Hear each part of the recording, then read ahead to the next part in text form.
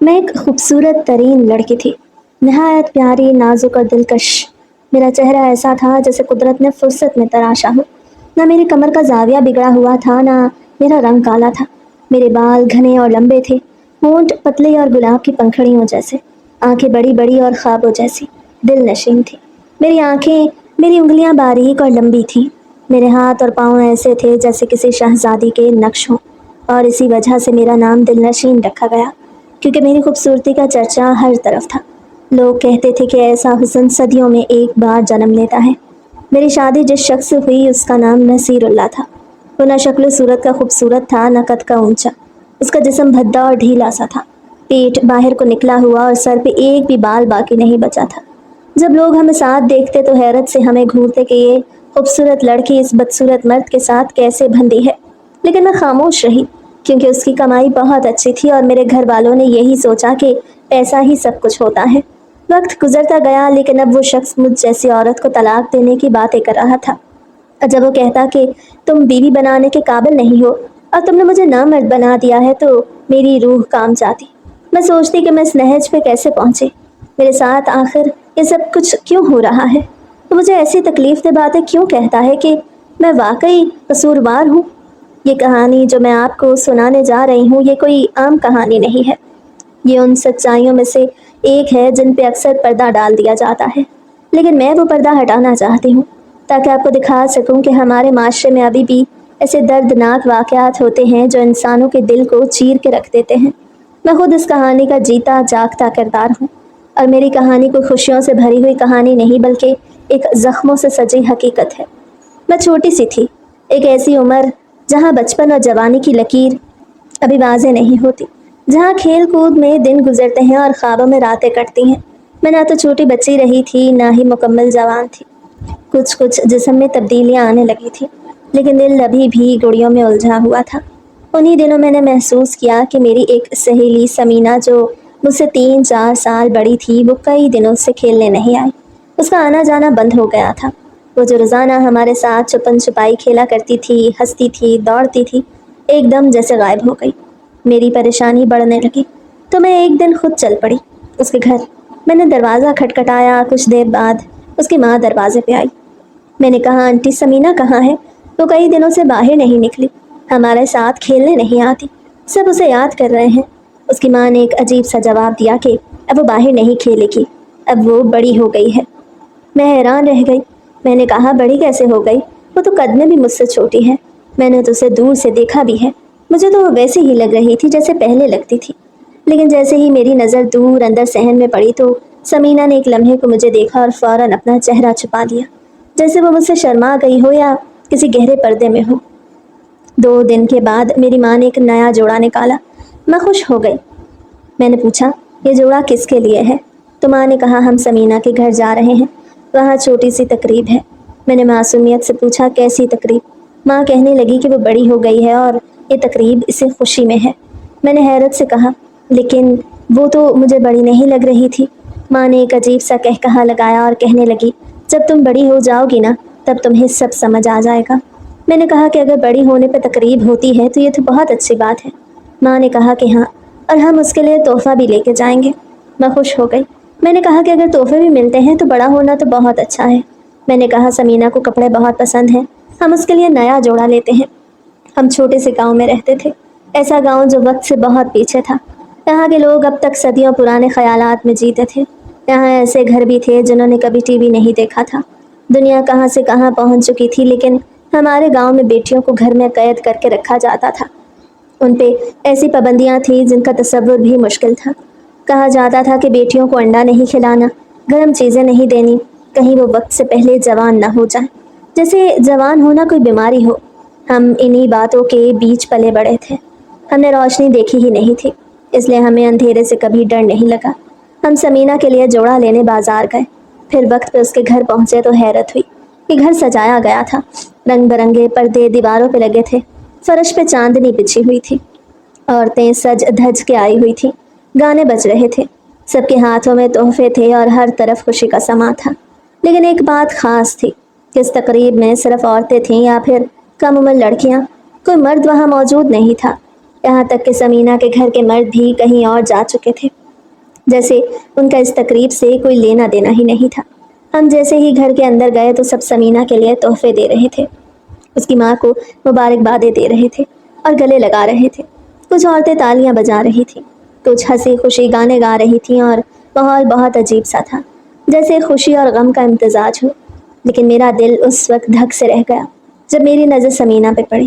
وہ بستر پہ لیٹی ہوئی تھی، چہرہ پیلا، اور اس نے سر پہ دوپٹہ مضبوطی سے لپیٹا ہوا تھا۔ اس کے چہرے پہ عجیب سی زردی تھی، جیسے وہ بیمار ہو یا کوئی گہرا صدمہ سہ چکی ہو۔ میں تیزی سے اس کے پاس گئی اور کہا، یہ تقریب تمہارے لیے ہے، ہم سب آئے ہیں، تم بستر پہ کیوں بیٹھی ہو؟ اٹھو، چلو باہر آؤ، تمہیں تو خوش ہونا چاہیے۔ اس کی ماں نے مجھے نرمی سے روک دیا اور کہا، نہیں بیٹا، اس کی طبیعت خراب ہے، یہ ابھی اٹھ نہیں سکتی، 2-3 دن بعد اٹھے گی۔ میں اور زیادہ پریشان ہو گئی۔ میں نے کہا کہ جب اس کی طبیعت خراب ہے تو تقریب بعد میں رکھ لیتے، آج تو آرام کر لیتی۔ لیکن ماں ہنسنے لگی، کچھ بولی نہیں۔ عورتیں پھر ہنسنے لگیں، جیسے سب کچھ معمول کے مطابق ہو، جیسے کوئی بات ہی نہ ہو۔ پھر کھانے کا وقت آیا، لذیذ کھانے بنے ہوئے تھے، پلاؤ، قورمہ، زردہ، سب کچھ تیار تھا۔ عورتوں نے مزے سے کھایا اور گانے گائے۔ سمینہ کی ماں کو تحفے دیا اور کہا، مبارک ہو، تمہاری بیٹی جوان ہو گئی، تمہاری بیٹی اب بڑی ہو گئی۔ اور پھر سب اپنے اپنے گھروں کو چلی گئیں، جیسے کوئی رسم ادا ہو گئی ہو، جیسے کسی کو مکمل کر دیا گیا ہو۔ لیکن میرے دل میں کئی سوال تھے جن کا جواب کوئی نہیں دے رہا تھا۔ سمینہ کا چہرہ بار بار میری نظروں کے سامنے آ رہا تھا، اور اس کی آنکھوں میں ایک ایسا درد چھپا تھا جو مجھ سے شاید برسوں بعد سمجھ آنا تھا۔ لیکن اس دن بس اتنا سمجھ آیا کہ یہ تقریب صرف خوشی کی نہیں، یہ کوئی رسم تھی جو شاید ہر لڑکی کے نصیب میں لکھی گئی تھی، جس کے بعد وہ کبھی وہ نہیں رہتی جو پہلے ہوتی ہے۔ جب 2 سال گزر گئے تو میں سمینہ کے اس دن کو بھول نہیں سکی تھی۔ وہ منظر میری آنکھوں میں بار بار گھومتا تھا، وہ سجا سجایا گھر، وہ تحفے، وہ کھانے، اور وہ بستر پہ پڑی ہوئی سمینہ جس کی آنکھوں میں ایک ایسا درد تھا جو میرے دل میں سوراخ کرتا جا رہا تھا۔ میں خود بھی اب اس عمر کو پہنچ چکی تھی جہاں جسمانی تبدیلیاں واضح ہونے لگی تھی۔ کبھی ماں کی نظر مجھ پہ کچھ زیادہ گہری ہو جاتی، کبھی وہ میرے کپڑے بدلنے کے انداز پہ کچھ کہہ دیتی، کبھی میرے بالوں کو پیار سے سہلا کے کچھ سوچ میں پڑ جاتی۔ میں ان تبدیلیوں کو سمجھنے کی کوشش کرتی، لیکن کوئی بھی صاف بات نہیں کرتا تھا۔ آخر ایک دن میں نے ماں سے پوچھ ہی لیا، ماں، وہ کیا ہوتا ہے جب لڑکی کو بڑی کہا جاتا ہے؟ تو کون سا وقت ہوتا ہے جس پر اتنی خوشی منائی جاتی ہے؟ وہ کیوں تحفے دیتے ہیں اور سب لڑکیاں کیوں بستر پہ لیٹی ہوتی ہیں؟ ماں نے مجھے غور سے دیکھا، تھوڑی دیر خاموش رہی، جیسے کوئی پرانی بات یاد آ گئی ہو، پھر دھیرے سے بولی کہ وقت آنے پہ سب بتاؤں گی۔ اب بس اتنا کہہ کے وہ چولہے کی طرف چل دی۔ میں وہیں بیٹھ کے اس کے چہرے کے تاثرات دیکھتی رہی، لیکن کچھ سمجھ نہ سکی۔ پھر کچھ مہینے اور گزرے۔ میں شاید اب مکمل طور پہ اس وقت کے قریب پہنچ چکی تھی جس کا ماں ذکر کرتی تھی۔ ایک رات جب میں بالکل خاموش بیٹھی تھی، ماں میرے پاس آ کے بیٹھ گئی اور میرے بالوں میں انگلیاں چلانے لگی۔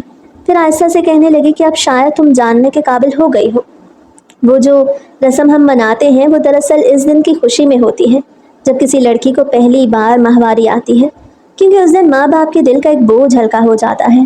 انہیں یہ اطمینان ہو جاتا ہے کہ اب ان کی بیٹی ایک مکمل عورت بن گئی، اب وہ ماں بن سکتی ہے، نسل آگے بڑھا سکتی ہے، اور اب اس کی شادی ہو سکتی ہے۔ اسی خوشی میں اس کو تحفے دیے جاتے ہیں، اسے سجایا جاتا ہے، عورتیں اکٹھی ہوتی ہیں، اس کا خیر مقدم کرتی ہیں۔ میں نے ماں کی طرف حیرت سے دیکھا اور کہا، لیکن ماں، وہ ساری لڑکیاں تو بستر پہ لیٹی ہوئی ہوتی ہیں، ان کے چہروں پہ خوشی کا نام و نشان نہیں ہوتا، وہ تو جیسے بیمار پڑی ہوں۔ بلکہ ایک لڑکی تو بری طرح رو رہی تھی، اس کی چیخیں مجھے آج بھی یاد ہیں، اور باقی سب عورتیں اسے چپ کروا رہی تھی۔ ماں کچھ دیر کے لیے چپ ہو گئی، جیسے کوئی مشکل سوال اس کے سامنے رکھ دیا گیا ہو۔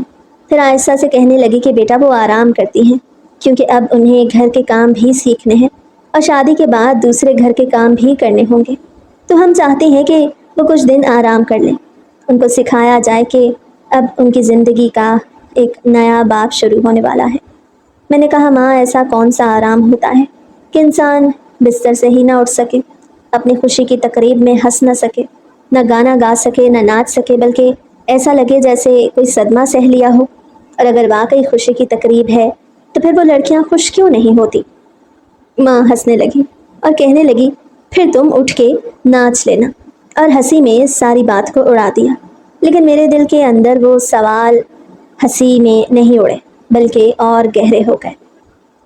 میں اب تک جتنی بھی ایسی تقریبات میں گئی تھی، میں نے ہر بار ایک ہی منظر دیکھا تھا۔ لڑکی بستر پہ پڑی ہوتی ہے، اس کے چہرے پہ کوئی رونق نہیں ہوتی، بلکہ ایک عجیب سا خالی پن ہوتا ہے۔ کبھی وہ روتی تھی، کبھی چپ چپ رہتی تھی، اور کچھ ایسی ہوتی تھیں جن کی آنکھوں میں جیسے کوئی روشنی باقی نہ بچی ہو۔ اور یہ سب میرے ساتھ ہونے لگا جب میں نے خود کو ان عجیب سی نظروں کے حصار میں پایا، جب ماں کی آنکھوں میں وہ خاموشی دیکھی جو بہت کچھ کہہ رہی تھی، اور زبان پھر بھی کچھ نہیں بول رہی تھی، تو میرے اندر ایک عجیب سی بے چینی پھیلنے لگی۔ میں خود کو روز آئینے میں دیکھتی اور سوچتی کہ کیا اب میری باری بھی آنے والی ہے؟ کیا میں بھی اسی بستر پہ پڑی ہوں گی جس پہ سمینہ پڑی تھی؟ کیا میرے چہرے پہ بھی وہی زردی چھا جائے گی؟ کیا میرے ہونٹ بھی سل جائیں گے اور میری آنکھوں سے بھی وہی خاموش آنسو بہیں گے جو کسی نے نہیں پوچھنے؟ میں اب خود کو بند کمرے میں محسوس کرنے لگی تھی، جیسے باہر کی دنیا ختم ہو چکی ہو، جیسے کھلے آسمان کے نیچے دوڑنے والے دن گئے، جیسے گڑیا گڈے کی شادیاں بس ایک خواب تھی جو اب خواب ہی رہنے والے ہیں۔ ماں نے مجھ پہ پابندیاں بڑھا دی۔ اب میں چھت پہ نہیں جا سکتی تھی، اب میں دروازے پہ نہیں کھڑی ہو سکتی تھی، اب مجھے ہر وقت دوپٹہ اوڑھنا ہوتا تھا۔ میں کچھ کہتی تو ماں کہتی تم بڑی ہو گئی ہو، اور یہ الفاظ میرے لیے اب کسی خوشی کا پیغام نہیں رہے تھے۔ یہ الفاظ مجھے قید میں دھکیلنے والے الفاظ بن چکے تھے۔ اب مجھے ہر تقریب میں جانے سے منع کر دیا گیا۔ مجھے بتایا گیا کہ اب تمہیں پردے میں رہنا ہے، اب تم کسی کے سامنے ہنسو گی نہیں، اب تمہاری آواز صرف گھر کی دیواروں تک محدود رہے گی۔ اور پھر ایک دن وہ خبر آئی جس کا مجھے ڈر تھا۔ ماں نے کہا کہ کچھ دن بعد تمہارے لیے بھی تقریب ہے، اور میرے جسم میں ایک سرد لہر دوڑ گئی، میرے قدموں تلے زمین نکل گئی۔ میں نے کہا کیسی تقریب؟ ماں وہی جس میں مجھے بستر پہ لیٹنا ہوگا، وہی جس میں سب عورتیں گانے گائیں گی اور میں اندر سے چپ چاپ آنکھیں بند کر کے درد برداشت کرتی رہوں گی۔ ماں نے میری بات کا برا منایا اور کہا کہ یہ سب رسمیں ضروری ہوتی ہیں، ہر لڑکی کے ساتھ ہوتا ہے، تم کوئی پہلی نہیں ہو اور نہ آخری۔ میں رات بھر جاگتی رہی، میں نے چاند کو دیکھا، ستاروں سے باتیں کی اور سوچتی رہی کہ کیا میری زندگی بھی ویسے ہی بدلے گی جیسے زمینہ کی بدلی تھی۔ وہ کبھی باہر نہیں نکلی، وہ کبھی پھر سے کھیلنے نہیں آئی، بس ایک خاموش لڑکی بن گئی تھی، جیسے اس کا اندر ہی ختم ہو گیا ہو۔ اور میں سوچتی تھی کہ اگر یہی لڑکی بڑی ہونے کا مطلب ہے، اگر یہی عورت ہونے کی پہچان ہے، تو پھر یہ خوشی کیوں منائی جاتی ہے؟ یہ زخم کیوں سجائے جاتے ہیں؟ یہ درد کیوں تحفوں میں لپیٹ کے دیے جاتے ہیں؟ پھر مجھے وہ لڑکیاں یاد آئیں جنہیں میں نے روتے ہوئے دیکھا تھا، جنہیں چپ کروایا جا رہا تھا، جن کے جسم تھر تھرا رہے تھے، جن کی آنکھوں میں زندگی کا نور جیسے بجھ چکا تھا۔ اور میں سوچنے لگی کہ کیا جوان ہونا واقعی اتنا دردناک ہوتا ہے؟ کیا ایک بچی سے عورت بننے کا مطلب یہی تکلیف ہے، یہی خاموشی، یہی بستر پہ پڑ جانا؟ ماں نے جب کہا کہ تم پریشان مت ہو، یہ تمہاری زندگی کا سب سے اچھا دن ہوگا، تو میں نے دل ہی دل میں خود کو تسلی دی کہ شاید واقعی کوئی اچھی بات ہونے والی ہے۔ شاید یہ وہ دن ہے جس کے لیے مجھے بار بار کہا گیا تھا کہ جب تم بڑی ہو جاؤ گی تو سب کچھ سمجھ آ جائے گا۔ صبح سے ہی گھر میں ہلچل تھی، جیسے کوئی تہوار ہو، جیسے کسی کی شادی ہو۔ ماں صبح سویرے اٹھ گئیں، میرے لیے نیا لباس نکالا، میری چوٹیوں میں رنگین ربن باندھے گئے، میرے ہاتھوں پہ مہندی لگی۔ میری سہیلیاں مجھے دیکھنے آ رہی تھیں، کچھ عورتیں مجھے چوم رہی تھیں اور کہہ رہی تھیں دیکھو دل نشین، اب بڑی ہو گئی ہے، اب یہ عورت بن گئی ہے۔ لیکن اب تک میں اپنی ٹانگوں پہ کھڑی تھی، میرا جسم ٹھیک تھا، مجھے کہیں بھی لیٹنے کی کوئی ضرورت محسوس نہیں ہو رہی تھی، مجھے کوئی تکلیف نہیں ہو رہی تھی۔ میں حیران تھی کہ پھر وہ منظر کیوں میرے ذہن میں بار بار آ رہا ہے، جس میں لڑکیاں بستر پہ پڑی ہوتی ہیں اور ہل بھی نہیں پاتی۔ مجھے تو 7 دن پہلے میری ماہواری آ چکی تھی، وہ دن بھی بہت عجیب تھا۔ ماں نے سب کچھ بہت خاموشی سے سنبھالا، مجھے چپ چاپ غسل دیا گیا، میری پرانی چادر جلا دی گئی، مجھے نیا جوڑا دیا گیا اور کہا گیا کہ اب تم پاک ہو گئی ہو، اب تمہارا بدن صاف ہو چکا ہے۔ اور آج 7واں دن تھا۔ غسل کے بعد مجھے خوشبو لگائی گئی، میرے کانوں میں جھمکے ڈالے گئے، میرے پیروں میں پائل پہنائی گئی، اور پھر ماں نے آہستہ سے میرے کان میں کہا اب چلو دائی اماں کے پاس جانا ہے۔ میں نے چونک کے پوچھا دائی کے پاس کیا کام ہے؟ تو ماں نے میری پیشانی چوم کے کہا کل تمہاری تقریب ہے، آج ایک چھوٹا سا ضروری کام ہے جو پہلے کرنا ہوتا ہے۔ میں نے کہا کیسا کام؟ تو وہ ہنسنے لگی اور بولی پتہ چل جائے گا سب۔ میرے دل میں ہلکی سی ہچکچاہٹ پیدا ہوئی، لیکن پھر خود کو سنبھالا، سوچا کہ شاید یہ بھی بڑی ہونے کی کوئی رسم ہے۔ ہم گاؤں میں رہتے تھے، یہاں ہر بات ایک رسم کے ساتھ منسلک تھی۔ میں خاموشی سے ماں کے ساتھ چل پڑی۔ گاؤں کے ایک کچے سے گھر کے اندر جہاں دائی اماں رہتی تھی، وہاں کچھ اور عورتیں بھی ہمارے ساتھ گئیں، لیکن جیسے ہی ہم اندر داخل ہوئے، دائی نے سب عورتوں کو باہر بیٹھنے کا کہہ دیا۔ صرف ماں میرے ساتھ اندر گئی۔ دائی نے مجھے ایک چارپائی پہ بیٹھنے کو کہا۔ کمرے میں نیم اندھیرا تھا، کھڑکی سے تھوڑی سی روشنی آ رہی تھی۔ چھت پہ ایک پنکھا جھول رہا تھا جو کبھی رک جاتا کبھی چلنے لگتا۔ ماں نے میرے سر پہ ہاتھ رکھا اور کہا، بیٹا بس چند منٹ کی بات ہے، کچھ نہیں ہوگا۔ میں نے دھیرے سے چارپائی پہ بیٹھتے ہوئے گرد و پیش کو دیکھا۔ دائی اماں میرے پاس آئی اور میرے ہاتھوں کو تھام کے میری انگلیوں کو غور سے دیکھنے لگی، جیسے کچھ پرکھ رہی ہو۔ پھر میری آنکھوں کی پتلیوں کو انگلی سے ہلکا سا دبا کے چیک کیا، پھر پیٹ پہ ہاتھ رکھ کے کچھ دباتی رہی اور بولی، ہاں ٹھیک ہے، سب ٹھیک ہے۔ میں نے سوچا شاید بس اتنا ہی کام تھا، لیکن پھر انہوں نے اچانک مجھے چارپائی پہ لٹا دیا اور میری ٹانگوں کے ارد گرد کچھ کپڑے بچھانے لگے اور مجھے آہستہ آہستہ رسیوں سے باندھنا شروع کر دیا۔ میں نے گھبرا کے پوچھا، یہ کیا ہو رہا ہے؟ دائی اماں نے نرمی سے کہا، کچھ نہیں بیٹا، یہ بس پروسیس کا حصہ ہے، ڈرنے کی بات نہیں۔ میں نے ماں کی طرف دیکھا، وہ بالکل خاموش کھڑی تھی، لیکن اس کی خاموشی مجھے مطمئن نہیں کر پا رہی تھی۔ میرا دل تیزی سے دھڑکنے لگا، لیکن میں نے پھر بھی خود کو سنبھالا کہ شاید یہ کوئی پرانا طریقہ ہوگا جو وہ آزماتی ہیں، لیکن میرے اندر جیسے سب کچھ منجمد ہو گیا۔ جب میری نظر دائی کے ہاتھ پہ پڑی، اس کے ہاتھ میں ایک تیز دھار آلہ تھا، ایک چمکتا ہوا دھاتی اوزار جس کی نوک سورج کی روشنی میں چمک رہی تھی۔ میری سانس رکنے لگی، میرے دل نے دھڑکنا چھوڑ دیا۔ میں نے ماں کی طرف دیکھا، میری آنکھوں میں سوال تھے، میرے لبوں پہ لرزتی ہوئی فریاد تھی، لیکن ماں کی آنکھوں میں وہی خاموشی تھی جو مجھے بہت دنوں سے گھیرے ہوئے تھی، وہی خاموشی جس کے پیچھے ایک بہت بڑی اذیت چھپی ہوئی تھی، ایک ایسا راز جو مجھے آج سمجھ میں آنے لگا۔ میں نے کہا، ماں یہ کیا ہے؟ یہ کیوں ہو رہا ہے؟ لیکن ماں نے صرف میرے بالوں پہ ہاتھ پھیرے اور کہا، بیٹا ہمت رکھو، کچھ دیر کی بات ہے، ہر لڑکی کے ساتھ ہوتا ہے۔ اور اتنا کہہ کے وہ ایک طرف ہٹ گئی اور دائی اماں نے آہستہ آہستہ وہ آلہ میری طرف بڑھایا۔ میری آنکھیں پھٹی کی پھٹی رہ گئیں، میرے حلق سے ایک سسکی نکلی لیکن آواز نہیں بن پائی۔ میری آنکھیں آنسوں سے بھرنے لگیں اور میری سانس رکنے لگی، لیکن درد کی شدت کچھ ایسی تھی جیسے کسی نے میرے جسم کو چیر کے رکھ دیا ہو، جیسے کسی نے میرے وجود کو نوچ ڈالا ہو، جیسے میرے اندر کچھ ہمیشہ کے لیے مر چکا ہو۔ میں وہ لمحہ یاد بھی نہیں رکھنا چاہتی تھی، کیونکہ وہ میری زندگی کا سب سے خوفناک لمحہ تھا۔ وہ لمحہ جب میں نے خود کو بے بس پایا، جب میں نے خود کو چارپائی پہ بندھا ہوا پایا، جب میری چیخ میرے اندر ہی دم توڑ گئی، جب میری زبان پہ تالے لگا دیے گئے اور میری آنکھوں میں آنسوں کے سمندر تھے۔ میری آنکھوں کے سامنے اندھیرا چھا گیا اور میں بے ہوش ہو گئی۔ جب ہوش آیا تو سب کچھ بدل چکا تھا۔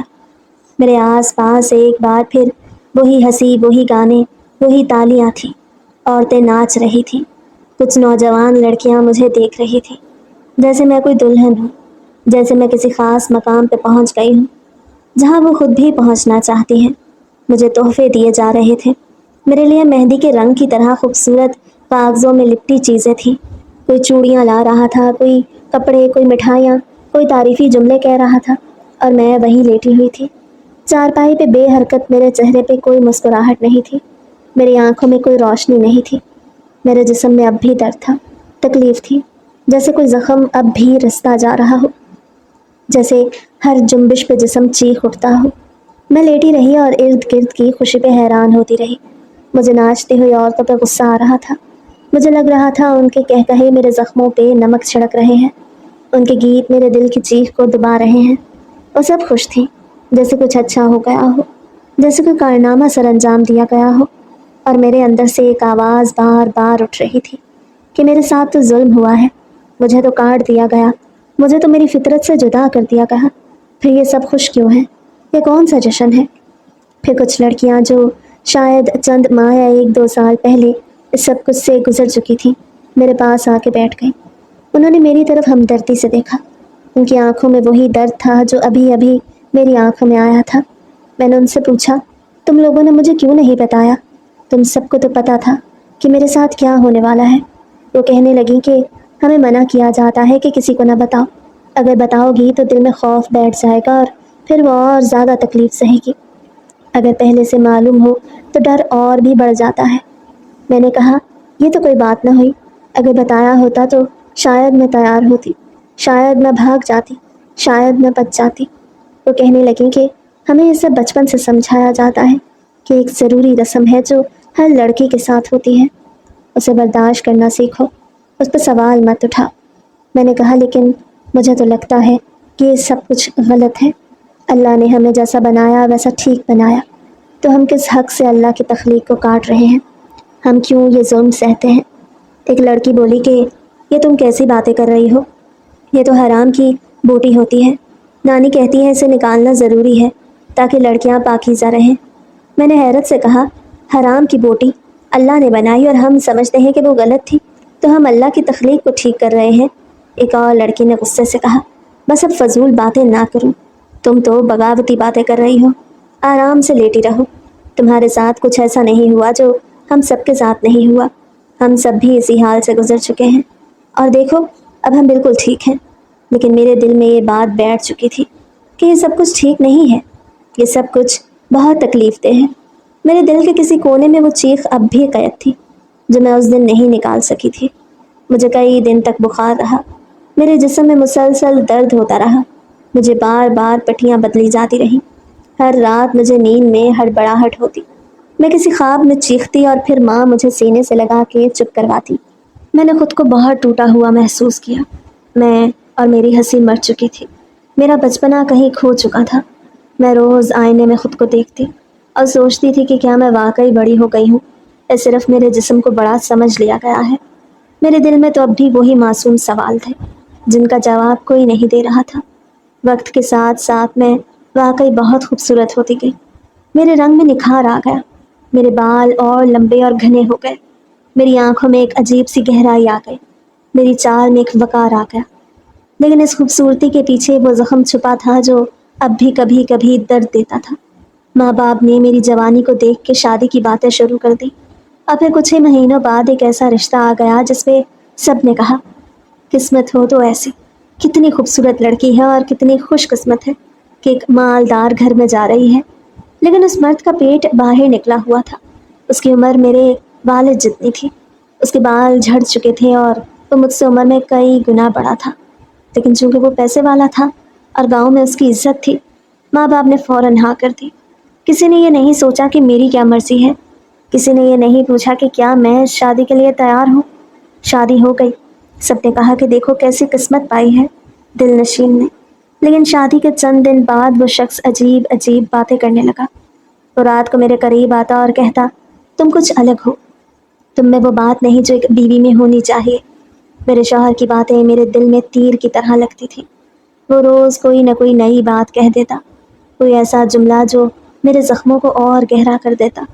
وہ کہتا تھا کہ تمہیں میری محبت محسوس کیوں نہیں ہوتی، تم ایسے کیوں پڑی رہتی ہو جیسے کوئی زندہ لاش ہو، تم بولتی کیوں نہیں ہو، تم ہنستی کیوں نہیں ہو، تم روکتی کیوں نہیں ہو، تم کوئی احساس کیوں نہیں دکھاتی، تم تو جیسے ایک خالی جسم ہو، ایک خوبصورت مگر بے جان وجود۔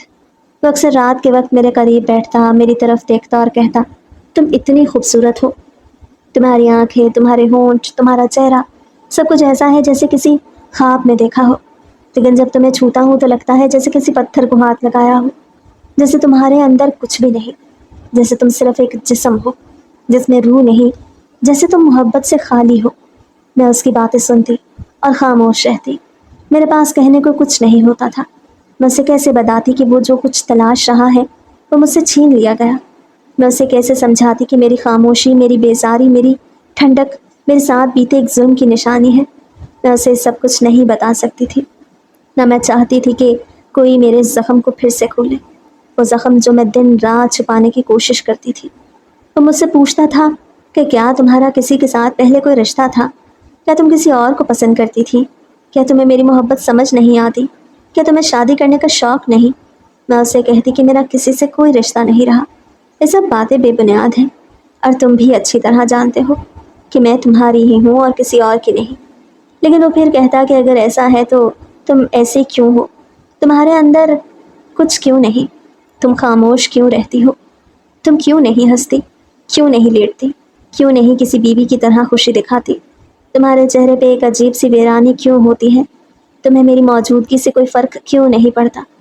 میں چپ ہو جاتی، میں اس سے نظریں چرا لیتی۔ مجھے نہیں معلوم تھا کہ وہ مجھے کیا سمجھانا چاہتا ہے یا کیا سننا چاہتا ہے۔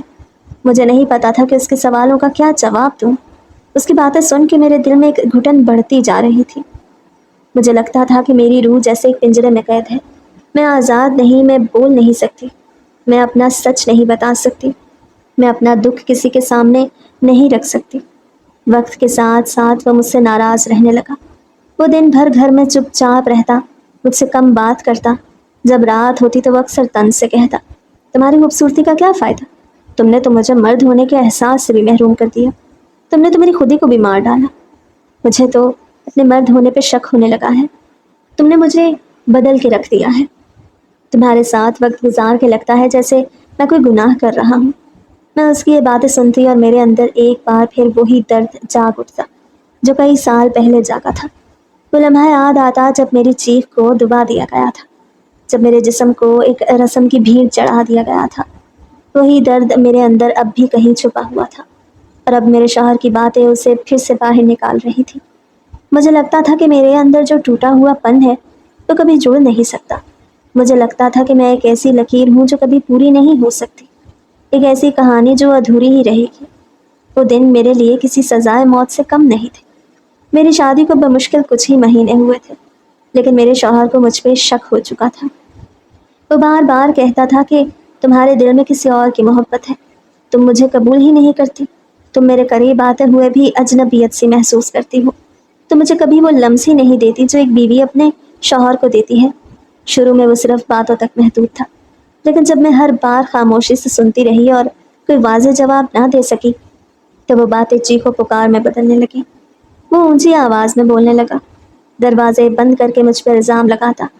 میں سہم کر کسی کونے میں دبک جاتی۔ وہ دیوار پہ ہاتھ مار کے کہتا کہ بتاؤ تم کس کے ساتھ ہو؟ کیا اب بھی اس کے بارے میں سوچتی ہو؟ اور میرے پاس کوئی جواب نہیں ہوتا تھا، کیونکہ میرے دل میں واقعی کسی کا نام و نشان نہیں تھا۔ میں ایک دن شام کو چائے بنانے کچن میں گئی تو وہ پیچھے سے آیا اور میری کلائی پکڑ کے زور سے کھینچا۔ میں گھبرا گئی، چائے کا کپ نیچے گر گیا۔ وہ غصے سے کہنے لگا کہ تم مجھے پاگل بنانے پہ تلی ہو، تم جیسی بیوی رکھ کے مرد جیتا نہیں جلتا ہے۔ مجھے تو لگتا ہے کہ تم کسی اور کے لیے بچ کے بیٹھی ہو، تم مجھ سے کوئی دلچسپی ہی نہیں رکھتی، تم تو جیسے میرے ساتھ ہو کہ بھی میرے ساتھ نہیں ہو۔ میں روتی، میری آنکھوں سے بے اختیار آنسو نکل پڑے۔ میں نے کہا تمہیں کیسے یقین دلاؤں کہ میری زندگی میں کبھی کوئی نہیں رہا؟ میں نے تو تم سے پہلے کسی کا چہرہ بھی نہیں دیکھا۔ لیکن وہ نہیں سنتا تھا، نہ سمجھتا تھا۔ اس کا ذہن جیسے پتھر ہو چکا تھا۔ وہ چاہتا تھا کہ میں اس کے ہر لمس کا جواب ویسا ہی دوں جیسے فلموں میں دکھاتے ہیں، جیسے افسانوں میں لکھا جاتا ہے، لیکن میرے لیے وہ سب ممکن نہیں تھا۔ میرے اندر کچھ تھا جو ٹوٹ چکا تھا، جو مر چکا تھا۔ ایک دن وہ رات کو بہت دیر سے آیا، شاید کسی دوست کے ساتھ بیٹھا شراب پی رہا تھا۔ گھر آتے ہی اس نے مجھے دیکھا اور بولا، اب تو تمہیں کوئی شرم ہی نہیں رہی، تمہیں میری فکر ہی نہیں۔ میں ساری رات گھر سے باہر رہوں تو بھی تمہیں کچھ محسوس نہیں ہوتا، تمہیں میری باتوں سے بھی کوئی فرق نہیں پڑتا، تمہیں تو شاید سکون ملتا ہے جب میں دور ہوتا ہوں۔ میں نے اس رات حوصلہ کر کے کہا کہ تم آخر مجھ پہ شک کیوں کرتے ہو؟ میں تو تمہاری بیوی ہوں، تمہارے نکاح میں ہوں، تمہاری عزت ہوں۔ تو اس نے زور سے میرے گال پہ تھپڑ مارا، میرے کان سن ہونے لگے۔ اس نے کہا کہ بس کر دو، تمہاری باتیں میرے لیے زہر بن چکی ہیں، مجھے تمہاری معصوم شکل پہ بھی شک ہونے لگا ہے۔ تم جیسی عورتوں کو شوہر نہیں زنجیر چاہیے۔ میں چیخ اٹھی، میں بستر پہ جا کے لیٹ گئی۔ میرے کانوں میں اب بھی اس کی آواز گونج رہی تھی۔ میں ساری رات جاگتی رہی اور اگلی صبح ماں کو فون کیا، مجھے بات کرنی ہے۔ میری ماں نے جب مجھے سنا تو کہا، اب کیا مسئلہ ہے تجھے؟ ہر روز ایک نئی پریشانی لیے بیٹھ جاتی ہوں۔ میں نے کہا مجھے کچھ بھی محسوس نہیں ہوتا، مجھے نہیں سمجھ آتی کہ میں کیا کروں، میں کسی کو جواب دے نہیں پاتی، میں کسی کو جواب نہیں دے پاتی، میں بس خالی ہو گئی ہوں۔ ماں نے ہنستے ہوئے کہا، یہ تو سب ہوتا ہے، شادی شدہ زندگی میں شروع میں ایسے ہی ہوتا ہے، دھیرے دھیرے سب ٹھیک ہو جائے گا۔ لیکن مجھے معلوم تھا کہ محض تسلی ہے۔ مجھے پتا تھا کہ کچھ بھی ٹھیک نہیں ہو رہا، بلکہ دن بدن خراب ہوتا جا رہا ہے۔ ایک دن کا سین اور بتاتی ہوں۔ وہ صبح ناشتہ کر رہا تھا، میں چپ چاپ سالن میں نان بھگو رہی تھی۔ اس نے کہا تم کھاتی بھی ایسے ہو جیسے تمہیں کھانے کا بھی دکھ ہو۔ میں نے نظر اٹھا کے کہا دکھ صرف کھانے کا نہیں۔ اس نے چونک کے میری طرف دیکھا اور کہا کیا مطلب ہے؟ میں نے کہا کچھ نہیں اور دوبارہ نان میں نظریں چھپا لی۔ وہ کرسی کھینچ کے کھڑا ہو گیا اور بولا تمہارے چہرے پہ ہمیشہ ایک اداسی کیوں ہوتی ہے؟ تم رو کیوں نہیں لیتی؟ تم کبھی ہنستی کیوں نہیں؟ تمہارا دل پتھر کیوں ہو گیا ہے؟ میں نے کہا شاید اس لیے کہ میرا دل کسی دن پتھر کر دیا گیا تھا، کسی رسم نے، کسی چپ نے۔ ایک اور دن اس نے رات کو میرے قریب آنے کی کوشش کی اور میں نے کندھے ہٹا لیے تو وہ پیچھے ہٹ گیا اور بولا بس کر دو، تم مجھ سے محبت نہیں کر سکتی تو کم از کم میرا مذاق تو نہ اڑاؤ۔ میں مرد ہوں اور مجھے محسوس ہوتا ہے کہ تمہارے لمس میں، تمہارے انداز میں، تمہاری آنکھوں میں تم مجھے کبھی اپنا شوہر ہی نہیں سمجھتی ہو۔ میں نے ایک بار پھر کہا کہ میری زندگی میں کوئی نہیں تھا اور نہ ہے۔ تمہیں بس یہ سمجھنے کی ضرورت ہے کہ میرے ساتھ کچھ ایسا ہوا تھا جس نے میرے احساسات ختم کر دیے، لیکن وہ یہ سننے کے لیے تیار ہی نہیں تھا۔ اس کے لیے میری خاموشی جرم تھی، میری لاپرواہی گناہ تھی اور میری بے حسی بے وفائی۔ ایسے ہی سین روز کے تھے، چھوٹے چھوٹے جملے لڑائی کی شکل اختیار کر لیتے اور میں اپنی خاموشی میں ڈوبتی جا رہی تھی۔ وہ سمجھتا تھا